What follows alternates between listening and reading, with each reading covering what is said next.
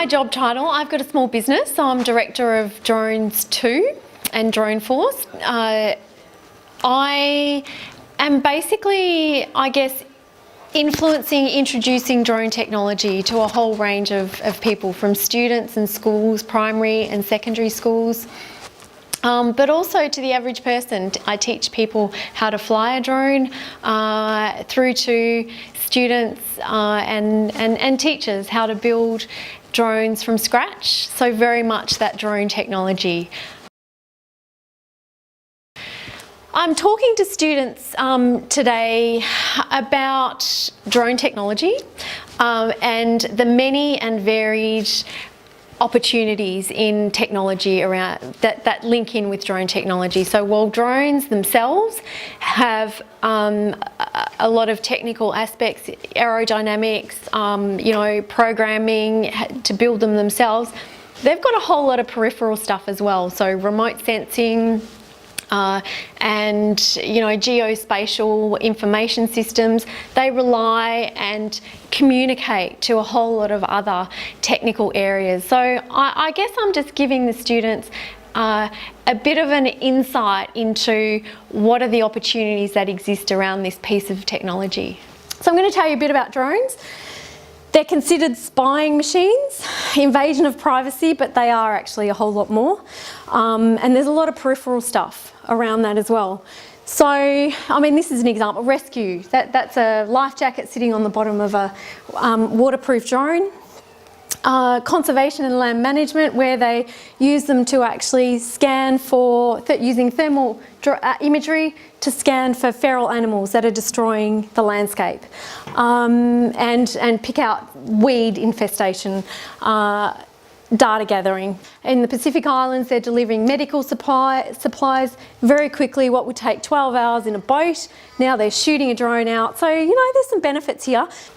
Transport vehicles, which I can't wait, because driving a car in congested areas is getting a bit of a bore, and I think the infrastructure we're ready to now introduce flying taxis and flying cars to get us there a lot quicker. So there's a flight controller on here. I mentioned a flight controller, so this is one, and there's a gyroscope and an accelerometer, and there's all this stuff that's going on. Your phones, the smartphones today, have got all of that complex thing. They come standard, 10 years ago, whoa, it would have been great.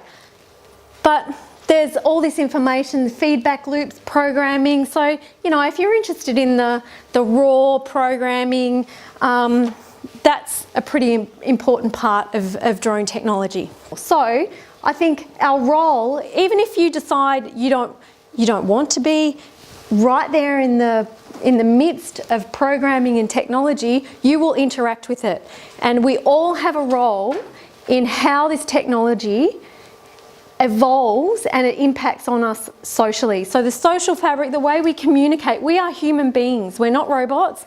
And so the impact of this stuff on our community and on our social fabric, how we interact with each other, is really, really important.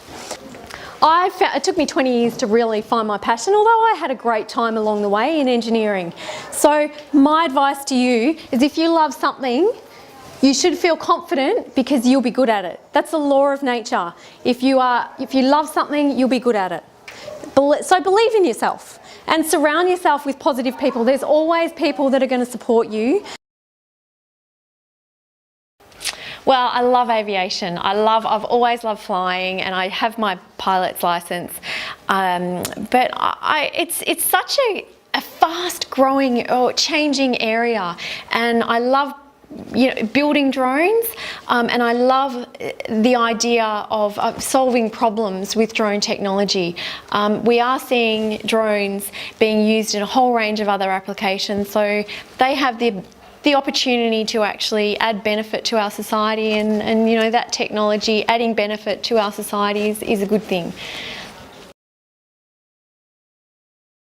Well, drone technology at its core, you know, aerodynamics, how to design a drone, whether it's a tiny little drone that replicates the activities of a bee in areas of the world that no longer have bees, or whether it's a heavy lifting payload drone. This is problem solving. So it's, you know, it's designing it in terms of its aerodynamics, the computer programming that goes into the flight controller and all the other components that can be added onto it to actually, you know, source the data that's necessary to help solve, you know, some major problems that we have today. Yes, I do. You know, we have some major challenges ahead, and the digital technology world is an exciting place to help solve those problems. It's you know, it's all about you know, I guess problem solving. But it's also, one of the things that I did say to the students was, we need to consider that our world is changing so rapidly with this digital technology, and we also need to consider the impact of digital technology on our lives, on our social lives, on how we communicate as human beings. So there's many layers to technology. Even if the students aren't looking at becoming a computer programmer to basically, you know, do the behind the scenes of building a drone or the like, they will interact with digital technology. And so we all have a role in ensuring that socially we benefit from this wonderful new technology and the advances that it can bring.